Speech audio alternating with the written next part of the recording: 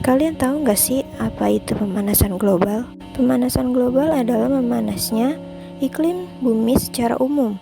Bertambahnya panas dari tahun ke tahun membuat beberapa tempat di wilayah tertentu mengalami perubahan yang cukup ekstrim.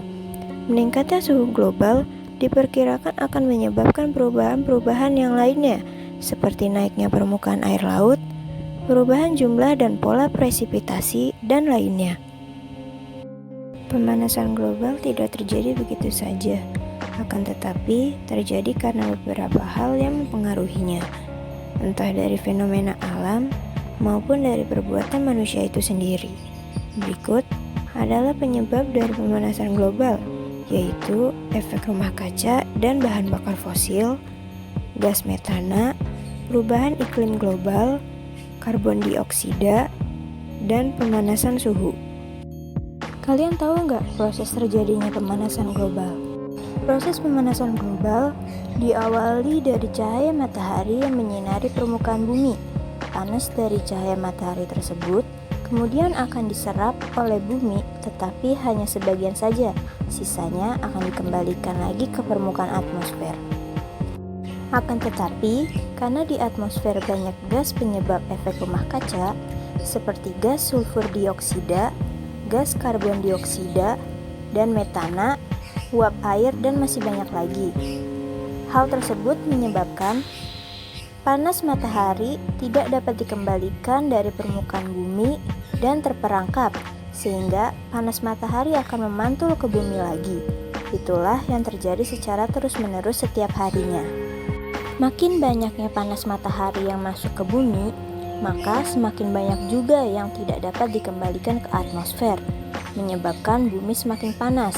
Fenomena inilah yang disebut dengan pemanasan global atau global warming. Ada beberapa dampak pemanasan global.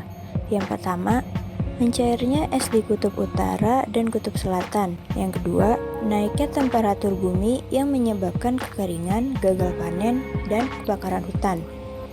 Yang ketiga, punahnya beberapa spesies hewan. Yang keempat, pergantian musim yang tidak menentu. Yang kelima, membahayakan ekosistem di laut. Yang keenam, membahayakan kesehatan manusia.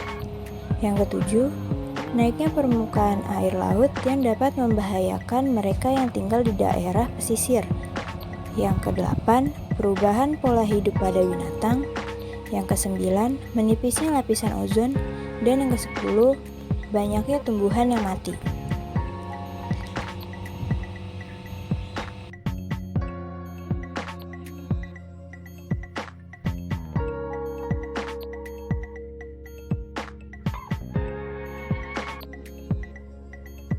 Ada beberapa cara untuk mengatasi pemanasan global. Yang pertama, mengurangi penggunaan energi fosil. Yang kedua, kurangi penggunaan kendaraan yang menyebabkan polusi. Yang ketiga, beralih menggunakan energi yang ramah lingkungan.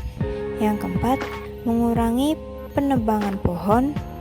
Yang kelima, berinvestasi dalam produk ramah lingkungan. Dan yang keenam, hemat dalam penggunaan listrik. Nah, sekarang kita akan membahas beberapa contoh soal. Contoh soal yang pertama, pada lapisan troposfer, ozon bersifat meracuni, tetapi pada lapisan stratosfer bermanfaat bagi kehidupan di bumi karena A.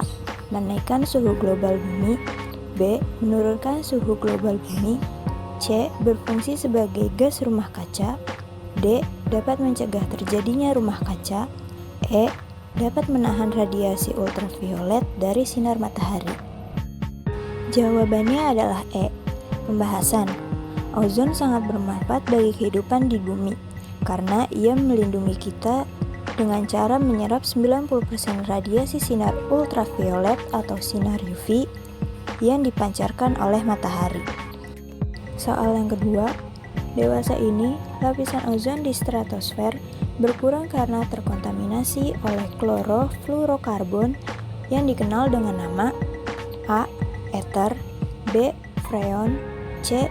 Benzena, D. Aerosol, E. Metanol. Jawabannya adalah B. Pembahasan. Gas yang mampu merusak ozon pada lapisan stratosfer adalah gas CFC atau klorofluorokarbon atau yang sering kita sebut gas freon. Pengambilan nama gas freon sendiri berdasarkan salah satu merek dagang dari E.I. DuPont de Nemours dan Company, yaitu merupakan bahan baku pembuatan pendingin baik dalam bentuk cair maupun gas.